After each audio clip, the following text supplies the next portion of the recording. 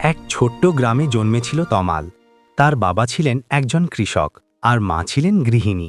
পরিবারটা ছিল গরিব, কিন্তু ভালোবাসায় ভরা। অনেক সময় অনেক কষ্টে সংসার চলত। তখনই মনে মনে ঠিক করে ফেলেছিল একদিন সে পরিবারকে কষ্ট থেকে মুক্ত করবে। ছোটবেলা থেকেই তমালের চোখে ছিল বড় স্বপ্ন। সে বলতো, আমি একদিন বড় ব্যবসায়ী হব। একদিন তমাল সাহস করে ছোট্ট একটা দোকান খুলে ফেলল।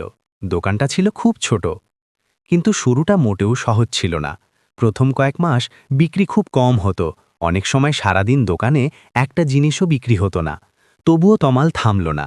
সে প্রতিদিন দোকান আরও সুন্দর করে সাজিয়ে রাখত, গ্রাহকদের সাথে হাসি মুখে কথা বলতো।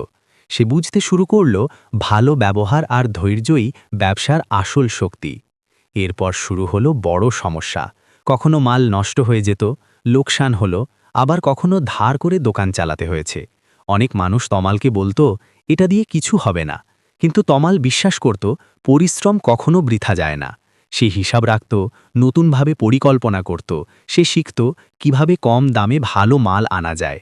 ধীরে ধীরে তমালের দোকানের সুনাম চারদিকে ছড়িয়ে পড়ল।